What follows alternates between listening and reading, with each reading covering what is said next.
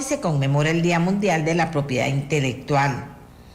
Ese día, que se celebra cada 26 de abril del 2002, es una iniciativa de la Organización Mundial de la Propiedad Intelectual que busca impulsar la creación y la innovación por medio del fortalecimiento de mecanismos de concientización y protección para los bienes intelectuales. ¿De qué estamos hablando? Bueno, vamos a conversar con Montserrat Soto.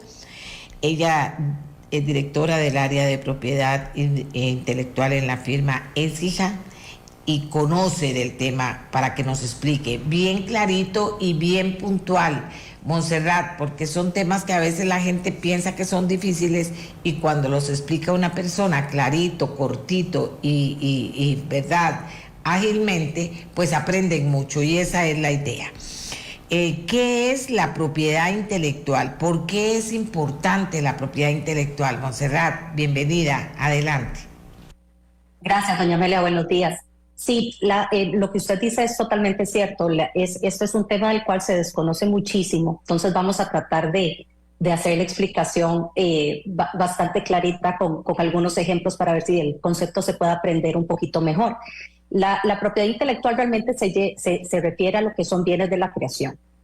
Y esto significa que necesariamente van a ser bienes intangibles. Entonces no es como una joya, como dinero, es algo que realmente no se puede tocar, pero que se incorpora a soportes físicos.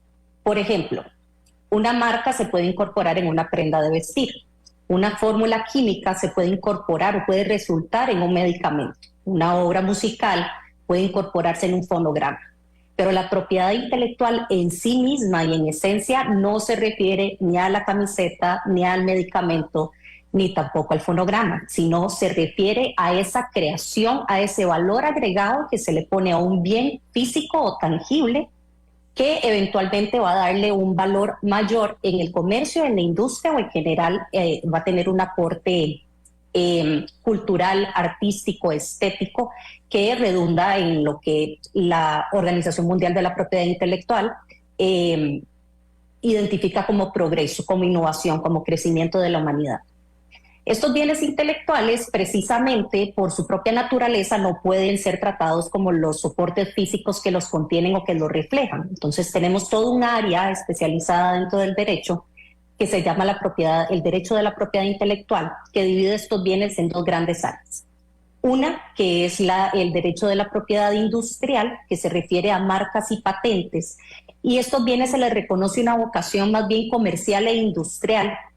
Mientras que la otra gran área que tenemos, que es lo que en otros medios se conoce como la verdadera propiedad intelectual, nosotros la conocemos como derechos de autor, es la que se refiere a lo que son obras, música, planos arquitectónicos inclusive, esculturas, fotografías, todo eso va a entrar en lo que es la gran rama de lo que son los derechos de autor y derechos conexos, que tienen más bien una vocación artística o estética y no ya una aplicación o una vocación comercial o industrial, sin que ello implique que tampoco pueden ser explotados comercial e industrialmente, porque precisamente ahí es donde radica la importancia de reconocerle un valor a estos bienes y darles una protección por medio del derecho.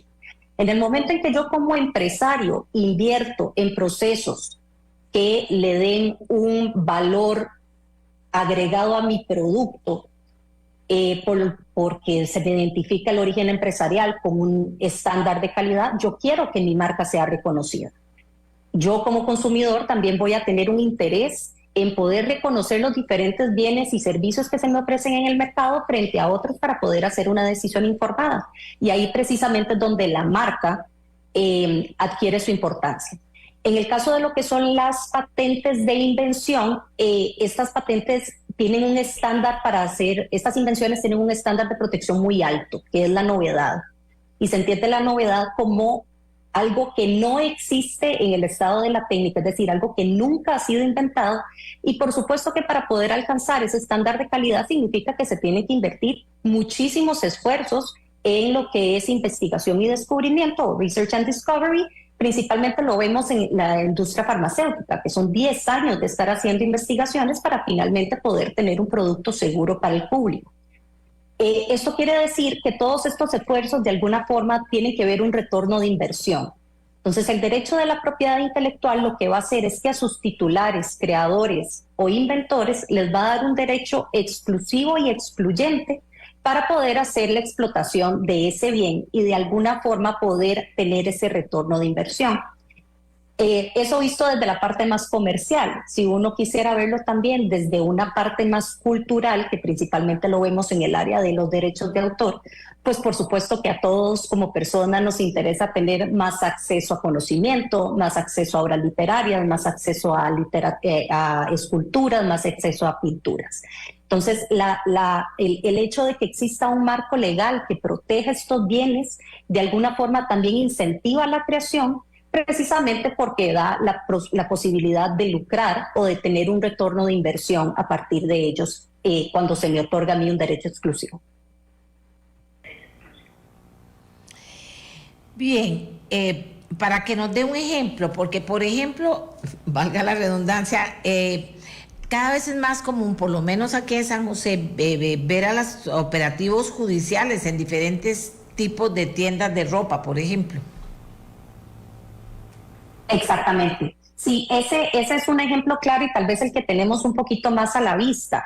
Esa es precisamente la manifestación, digamos que más clara que tenemos o más a la mano que tenemos del ejercicio del derecho del titular de esas marcas. Normalmente es una persona, porque estos son delitos o acciones que se llevan a instancia privada, es el titular de la marca, la empresa, la persona que dice...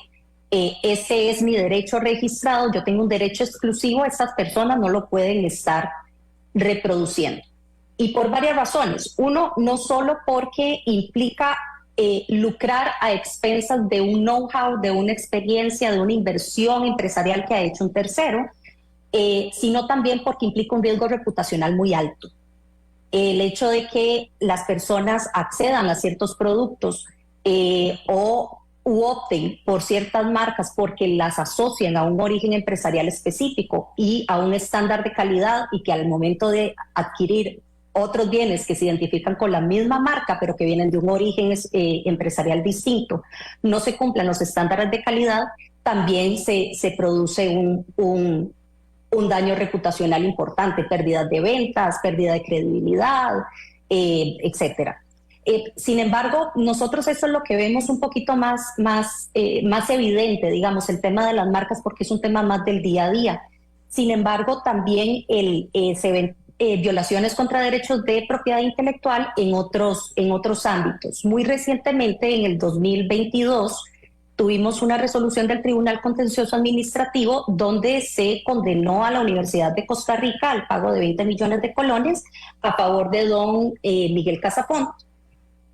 Por violación a su derecho moral de autor.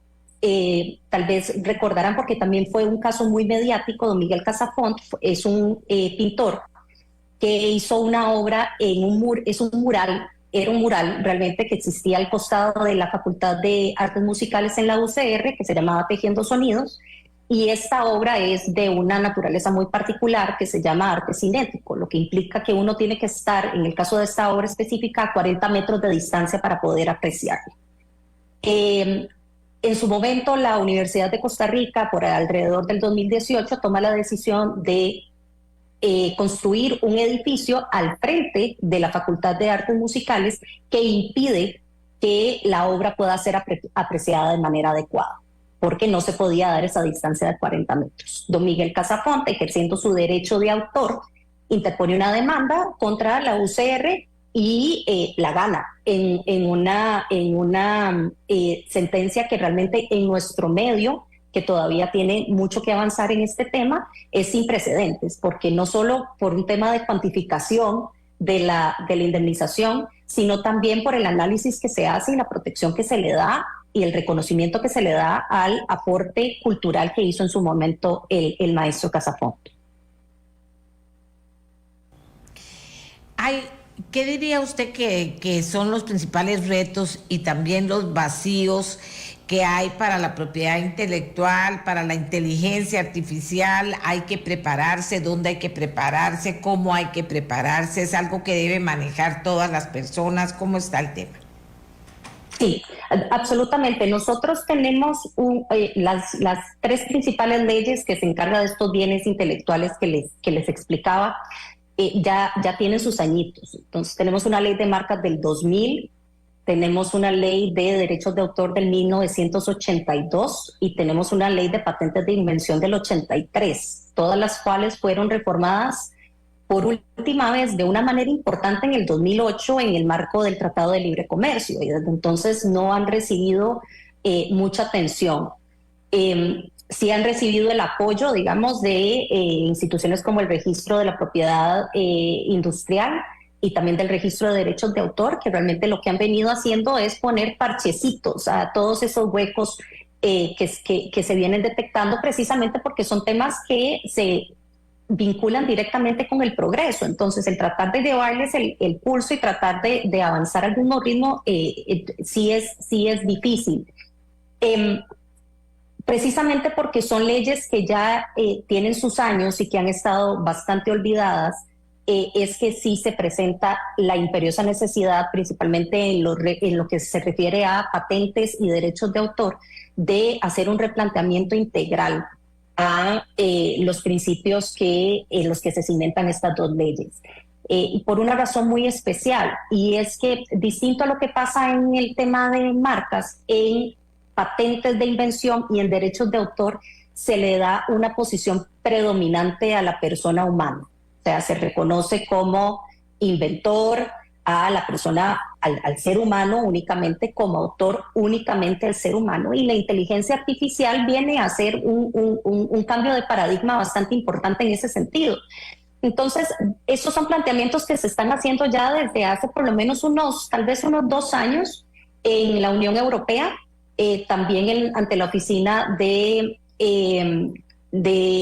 copyright o de derechos de autor en Estados Unidos, precisamente para tratar de ajustar esto a la nueva realidad, ¿verdad? A ver cuál es el tratamiento que se le va a dar. Definitivamente no se le puede dar el mismo reconocimiento a un inventor o a un autor que a un sistema de inteligencia artificial, precisamente por la capacidad inacabable que tiene un sistema de propiedad intelectual de crear, frente a las limitaciones que nosotros como seres humanos tenemos, cómo se van a manejar los plazos de protección, a quién le corresponden los derechos, si al creador de la inteligencia artificial, si a la persona que pone los insumos de la información, qué pasa cuando los resultados ni siquiera eran esperables. Todos estos son planteamientos que se están dando, e inclusive en la Unión Europea sí se están explorando opciones para dar un tratamiento diferenciado a las obras creadas por inteligencia artificial, y es algo que nosotros en estos momentos no nos estamos ni siquiera planteando, y es importante hacerlo porque definitivamente repercute